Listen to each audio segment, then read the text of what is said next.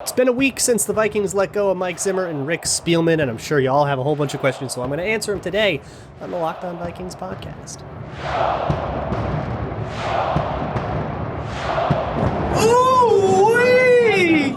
You are Locked On Vikings, your daily Minnesota Vikings podcast, part of the Locked On Podcast Network, your team every day. What's going on, everybody? Welcome to the Locked On Vikings podcast, part of the Locked On Podcast Network, your team every day. As always, I'm your host, your pal, in the Kitty Copied Off in math class. My name is Luke Braun. You can find me on Twitter at Luke Braun NFL. Show is on Twitter at Locked On Vikings.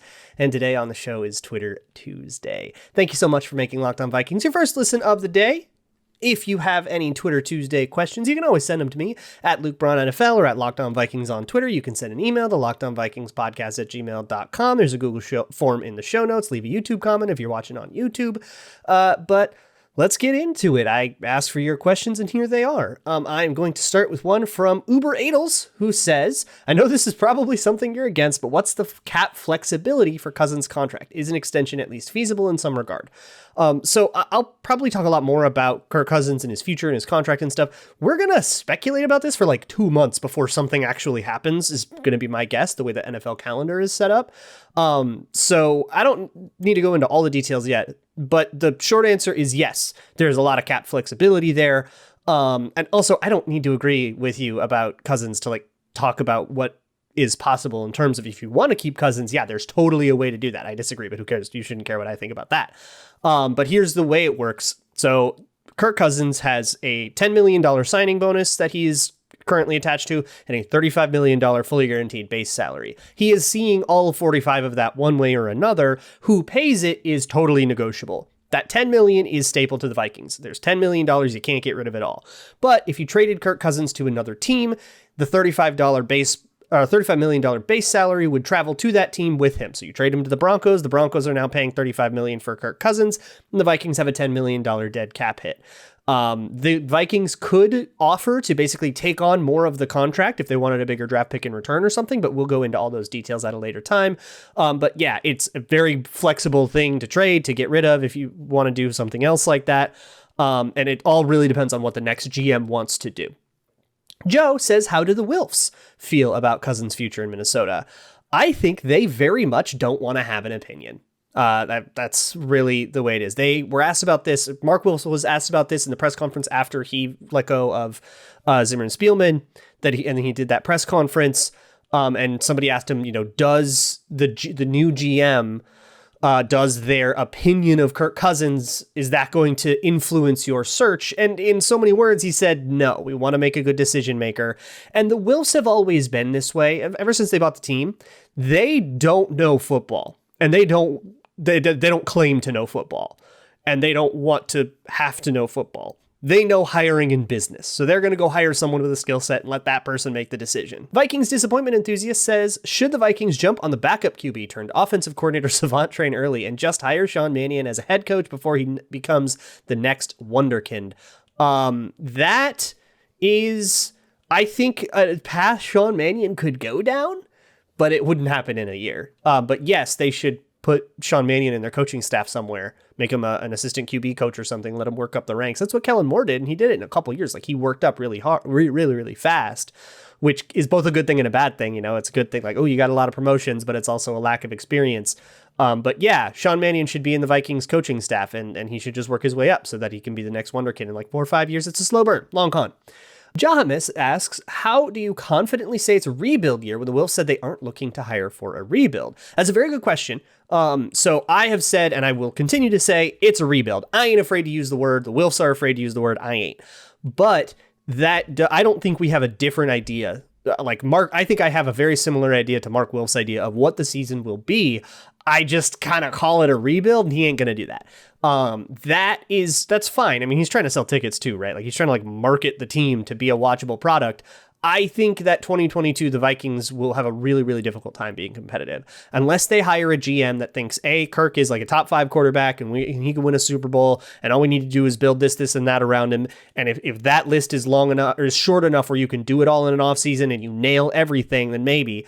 But it feels like that requires a hell of a needle threading versus the idea of kind of backing off this particular build of the Vikings, getting new young talent in, developing people, etc. It is going to be call it maybe a bridge year, if you want to call it a bridge year. But I think the future of the Vikings is not what we have right now. It is not a Kirk Cousins build with, all of the old Mike Zimmer pieces that are now going to be in a much weirder spot with a new coach. And Mark Wilf kind of talks about that, hey, we have this great foundation and we want to build on it. And that's all great.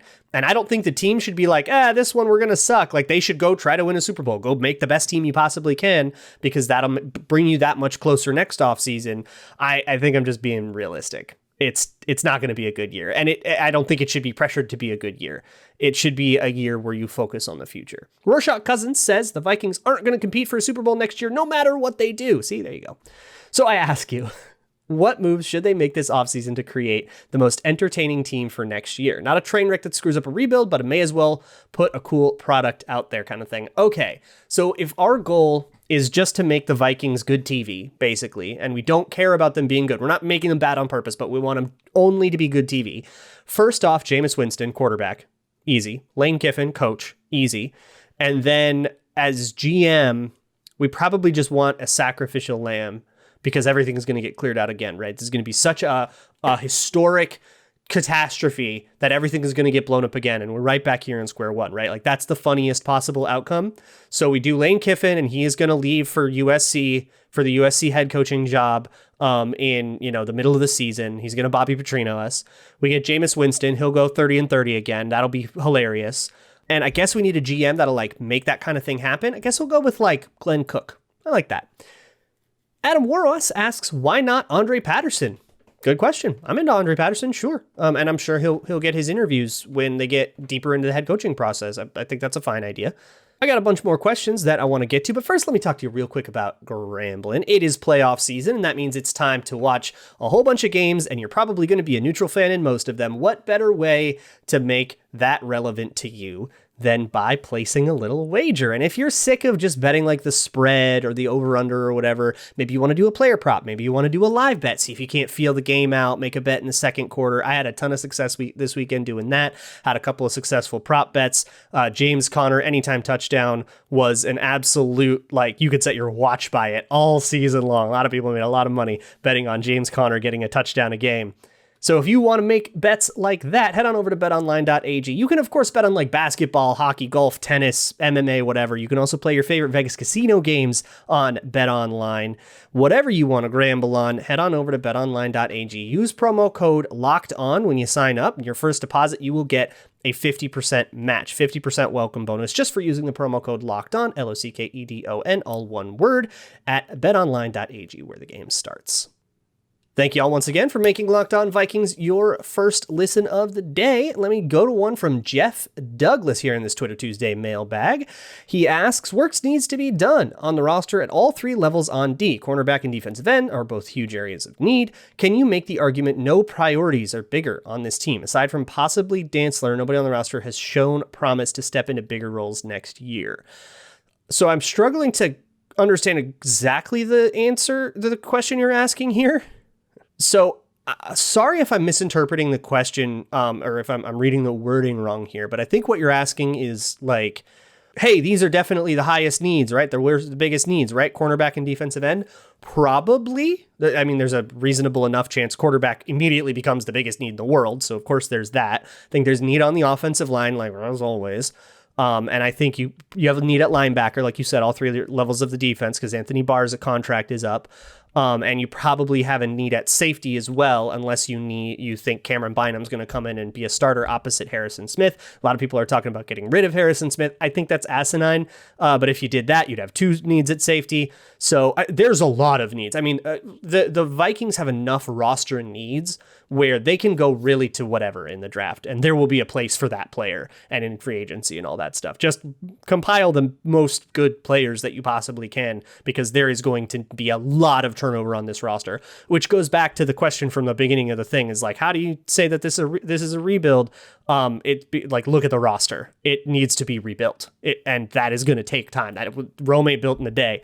That is going to take time. You're going to need a year. We're going to call it a rebuilding year in hindsight. Sabine Oates says, what is the most disappointing? Not making the playoffs, getting blown out in the first round, or winning only 4 games in a season? I'm going to be kind of old school about this. Winning 4 games is the worst. I would rather win 9 games than 4 games. I would rather win 11 games than 4 games, and I'd rather win 11 than 9. I would rather do the Arizona Cardinals season where you felt like you were a contender for a while, even though it didn't go well. I would rather do that than the Vikings, which went 8-9 and it was really frustrating, and I'd rather have both of those seasons than be like a Jaguars season where you're questioning if you should even watch the sport anymore. I don't know. I think winning more games is better. And also, honestly, like look at the off seasons these teams are approaching, right? The Cardinals have some questions to answer, right? And they got to figure out if Cliff Kingsbury's right and all that stuff. But they are a much closer team to true contention than the Vikings are right now. And the Jaguars are on another planet. You don't want to be the Jaguars going into this offseason. I don't care that they get the number 1 overall pick. They stink. And it's going to take a lot more than a 1 overall pick to make them stop stinking. So I would not want to be in that situation. Win more games, period. That's it. Greg asks, how much wood could a woodchuck chuck if a woodchuck could chuck wood? A woodchuck could chuck a chunk of wood if a woodchuck could chuck wood. Sports Twitter Matthias says, who could throw the furthest Hail Mary in the NFL right now? Josh Allen, right? It has to be. Unless I'm forgetting somebody else with like a stupid cannon arm. But I guess like whoever has the longest cannon is probably Josh Allen. Maybe it's Patrick Mahomes. But if it's a Hail Mary too, it needs to be at least accurate enough to go in the end zone. It can't be at the 1. It can't be out the back. So I do think you have to have a little bit of accuracy, but I think it's probably Josh Allen. We saw him throw a 65-yard rope earlier in this season. That was like accurate. So it's probably him. I mean, he's like an alien. Drinker of Purple Kool-Aid says, is there any chance the Vikings could have beaten the Bucks had they been the 7th seed? Sure. Always, right? Any given Sunday. Would they have been better than the Eagles? I don't know. The Bucks kind of beat the Eagles the same way a lot of teams beat the Vikings, by beating them up in the trenches and just kind of wearing at them. I don't know. The Vikings put up a lot of fights against good teams. They also sort of got undressed by some good teams. So I don't know. I don't think the Vikings deserve to be in the playoffs, if that's what you were asking, like over the Eagles or anything. Like I don't think they earned that spot. They probably should be the 9th seed or whatever they ended up being in the NFC. But is there any chance? Sure, upsets happen all the time. They wouldn't be favored. They wouldn't probably be more than touchdown underdogs going into Tampa Bay and having to try to play Tom Brady. But yay, the game starts 0-0 just like all the rest of them. Patrick Nisler says the Vikings with Zim always said they had a great locker room, and Adam Thielen said it after Zim was fired. How can they have a great locker room and a toxic environment at the same time? This is a really interesting question, and I'm going to be honest, I don't know the answer. That is sure is a stumper, though, isn't it? But basically, like, here's the deal. We had a lot of evidence over the years that players liked being here. You know, Anthony Barr turned down more money to be in Minnesota. A lot of defensive linemen did that because they liked being with Andre Patterson. Players would take extensions that were kind of team friendly, like a lot. The Vikings would negotiate. You know, Eric Kendricks' first contract when he extended here was terrible for him. Same with Danielle Hunter's, so much so that he had, like, there was like a whole thing about his contract getting reworked last offseason. There's a lot of evidence that Minnesota was a place where players liked to play. I think at the end, I think Mike Zimmer got kind of figured out that he was going to get fired. And I think he just handled it really, really bad. I think he just melted down. And you got to be able to handle that, right? Like, he preached from the day he got here. He's like, hey, if we don't win enough games, I get fired. I'm at peace with that. And he was very clearly not at peace with that. With the PowerPoint, the infamous thing that has gone around now is in a Star Tribune article by Ben Gessling, where apparently after a loss in November, he put up a PowerPoint of all the unlucky things that have happened to him, like Teddy's injury and Adrian Peterson going out his first year and all that stuff, as like a woe is me, look, it's not my fault kind of thing. And the players were all dumbfounded. I can't wrap my head around that. There's got to be some detail about that makes that make more sense, because I don't even know what Zimmer's going for there. I mean, either way, like, even with context, that's buck wild. Like, all this stuff kind of totally went down. And the other thing is, not everybody's going to mesh with everybody. There is no coaching style that works for every single person. Some NFL players don't want to be yelled at. They want to be treated like adults, and they want to be, treated like colleagues and more professional. And so but if you treat every player like that, then the players who want a little bit more toughness are going to be left wanting.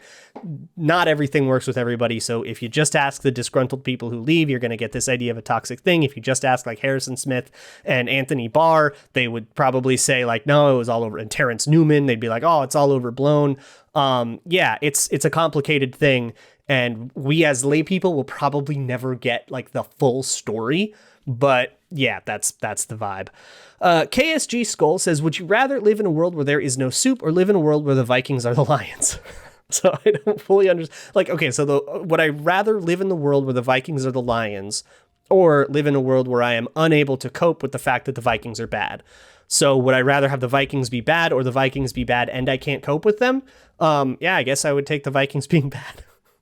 I have a whole bunch more to get to, but first I want to remind you all that it's tax season is open. If you've got your W-2s, if you have that, or if you have your information, get ahead on that kind of thing. And whatever your unique circumstances are, TurboTax Live can help you do it. TurboTax has a whole bunch of experts that are super dorky, and they love working through your unique puzzle. If you just got a new house, or if you moved, or if you're not sure, if maybe you've been working in a couple of different states this year, it has been a wild couple of years. Maybe you changed jobs, maybe you're freelance now. Your unique circumstances are yours and yours alone. And you need somebody that's going to pay attention to that and give it the care that it deserves. That's what TurboTax Live experts do. So go on over to TurboTax.com and get the help of somebody who actually cares about getting you the biggest, bestest refund you can possibly get. That's TurboTax.com. You do your thing. They've got your taxes. Into it. TurboTax Live. Got a couple more questions I want to rip right through. So the next one comes from Reverend Brody, who says, how can we as Vikings Twitter get Minshew Mania to the Vikings? You just got to post, man. We have to make our voices heard online. We have to scream into the void loud enough until somebody on the Vikings decides to log on and see it. A lot of people want Minshew in Minnesota. I would see him as one of like a million bridge quarterbacks. Like if you traded for Jimmy Garoppolo or Teddy Bridgewater, and like a million people that just would kind of paper the thing over, but you wouldn't expect him to be your long-term guy. That would be Gardner Minshew. He would be fun though. He's got a fun personality, but I think, I don't know. I think if he were a better quarterback, he probably would be more of a bona fide starter. I don't know what his contract situation is or anything like that. Is he a pending free agent? I don't know. We've got all the time in the world to talk about like those quarterbacks and stuff. But if you want Minshew Mania, you got to post, and you have to post incessantly. Liam Thrillkill says, what do you think of Mike McDaniel? There's a whole bunch of questions here about like possible head coaches. This is the first one. He seems to be working in the same type of offense as the Vikings have, but having more success. The trenches are better, but it seems like the Vikings are better at all skill positions. I don't know. Deebo Samuel's pretty good, man. But so I like Mike McDaniel. I joke about him a lot on Twitter because he looks like such a like dude bro. Like he looks like the most millennial dude in the whole world. He looks like everybody I've ever worked with on a film set.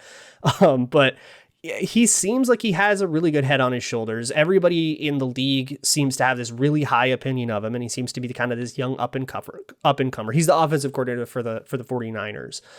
So you would think, well, wait, isn't that kind of Kyle Shanahan's offense? And yeah, I guess. And he would probably be running a very similar offense. And you would kind of have to hope that he can replicate it.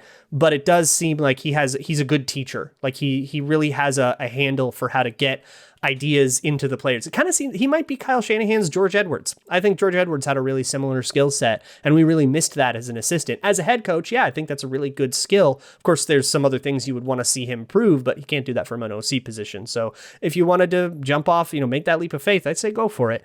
To Pure So says, with Kellen's NFL coaching career being so young, who do you see on his coaching staff once he gets a head coach gig? I was musing about Caldwell as his assistant head coach / OC, assuming he isn't a head coach somewhere else. Caldwell would be interesting. I think the idea of like a head coach / OC or an assistant head coach / offensive coordinator with a little bit more experience, or, an assistant head coach / defensive coordinator with some more experience. Honestly, somebody like Mike Zimmer. who can just be the DC, right? Never have to worry about the offense, be the assistant head coach, be the guy that says, hey, here's what I messed up. Here's what I messed up. Here's what you shouldn't do. Kind of be a sounding board, but not like a figure of authority, because that authority in his relationship to his subordinates got super toxic. Like, you're not putting him in the position to replicate that, just a position to kind of be a guy who screwed up, who can kind of say, hey, learn from my mistake. Maybe something like that. He might end up being the head coach in Dallas. I don't know what's going to happen to Mike McCarthy after that playoff game. Stizo says, is there a panic trade in Spielman's early career or by his boss/mentor that worked out? Trying to find the reasoning why he kept doing them with little positive outcome. I don't know about anything he did in Miami when he was the GM there. I don't know who his old mentors were or anything like that. But in Minnesota, see, the thing about a panic trade is it sort of by definition didn't work out, because if it were a good trade, we wouldn't call it a panic trade. We'd call it like a swift, savvy move or something like that. But I don't know, like a spur of the moment trade that worked out. I would have to see all the trades in front of me to itemize everything out. But I don't know. Like, when I think panic trade, I think like Sam Bradford. And I don't know. Process-wise, I get why they did the Sam Bradford thing. Of course, that season didn't work out, so it's really easiest for us in hindsight to say, well, they just shouldn't have tried, and they should have just taken their draft pick and drafted a quarterback in 2017, which was this ridiculous year for quarterbacks in the draft. After Teddy Bridgewater's injury. And it's like, that's super easy to say, but come on, you can't sit there in August and be like, they should actually tank this season. I don't believe you. NFL teams are going to be competitive. Like, that's the bottom line. They are just going to be competitive. So I get that. And if you are given that he is going to trade for somebody, I guess Sam Bradford was like the best option available or whatever. The trade up for Christian Ponder was obviously, that was a terrible move. The Unique Ngakoue trade was clearly a panic move. Everson Griffin didn't come the way they thought, so that they hit the panic button and they traded for another guy kind of on a whim, and that didn't work out. Yeah, by definition, a panic move can't work out. Otherwise, it wouldn't be called a panic move. Forrester says, is Kellen Moore just spicy Clint Kubiak? Really cool play designs, but game plans that regularly fall apart. Yeah, I don't know. The Cowboys have too much stinker in them for me to be excited about Kellen Moore as an X's and O's guy this year. He has really interesting ideas, but what's their bread and butter? And I don't genuinely know the answer to that question. I have not watched enough Cowboys, and I don't remember enough from when I studied them to preview the Vikings game against them to know what's their bread and butter. But that's usually when I'm looking at an offensive play caller, that's one of my first questions is, what should the bread and butter be? What should the first down every play, we run this 10 times a game kind of play that gets us a reliable 7 yards that we're really good at? What's that play? Is it a run play? Is it a pass play? Is it a, is it a concept? Is it a kind of thing? What's your bread and butter? And I think with too many young offensive coordinators, they don't think about that. And this was Clint Kubiak. This was a thing I had about Clint Kubiak. What was his bread and butter? A zone run? Well, he kind of did him out of shotgun. He kind of abandoned it. He didn't really he didn't have a holistic strategy to approach the run game, and the run game didn't do well because of it. Especially as compared to things that Gary Kubiak did, that Stefanski did the last couple of years. And maybe Kellen Moore does suffer from those same problems. With me as a head coach, though, for Kellen Moore, my worry is more about that he's a tactician, and head coach is not a tactical job. Head coach, there are scheme responsibilities, there are tactical responsibilities, but it's a management job. And is Kellen Moore a manager, or is he a tactician? I don't want to hire somebody that was good at their job to promote them to going and doing a different thing that requires a totally different skill set. That's my deal with Kellen Moore. Third Eye Nomai says, is it time to relitigate JDF's time as a play caller? The Strib article points out that Zim privately criticized his run-pass ratio after 2 great offensive performances. That's that kind of confusing environment couldn't have helped. Sure, we can go back and look at what mistakes Mike Zimmer made in the 2018 season, but John DeFilippo was bad in that season independently of Zimmer. And he wasn't bad because he ran too much off of Zimmer, forcing him to or whatever. That's not my issue with John DeFilippo. His issue was offensive architecture. It was not tailored. It was just the offense that he got out of Philly. And it wasn't tailored to Cousins. It wasn't tailored to the offensive line he inherited. He just brought in a scheme and he square peg round holed it, and it was terrible. Also, he's the passing game coordinator in Chicago right now. That's going terribly. I think John DeFilippo just sucks. And maybe Mike Zimmer made that worse. Maybe he didn't, but I think he's bad. Yeah. If we want to relitigate it, sure. But I don't think we're going to come out with a better opinion. Cho asks, what questions would you ask in a GM interview? That's a really good question. So I would want to know about, I think I love the Wilfs collaboration thing. That's really in my head, but I agree with that. I think that's really what I would do. I would want to know about like, I would probably ask them, hey, what would you do with Kirk Cousins? And I wouldn't be looking for, I mean, I have my opinion on Kirk Cousins, but I wouldn't be looking for them to agree with my opinion on Kirk Cousins. I would be looking for them to like have a defined plan and to have, convictions in it. I would give them a scenario like, hey, your star player just got indicted. What do you do? Do you trade for a new player? Do you change scheme? I would probably ask stuff about that. I would probably do different leadership things. I could probably actually have a really interesting conversation about this in a longer form about like hiring and interviewing and stuff like that. And how do you sit in a room with 15 minutes and find out if a person is good at a job or if they're lying to you? Like, that's a really difficult thing to do. Or for 3 hours, like these GM interviews have gone. By the way, the Vikings did GM interviews, 3 GM interviews on Monday. They did Kwesi Adofo-Mensah. They did John Spytek and Catherine Raish all did their interviews. They're going to do the rest of the interviews throughout the rest of the week. So hopefully by sometime next week, we have an answer on who our GM is, and we'll talk about that then. In the meantime, we will keep talking. I'll keep y'all updated on all of the GM and head coaching news that comes out of TCO Performance Center, and we'll keep that going. I will see you all tomorrow. In the meantime, check out the Locked On Bets podcast with handicapping expert Lee Sterling and your boy Q. And as always, Skol.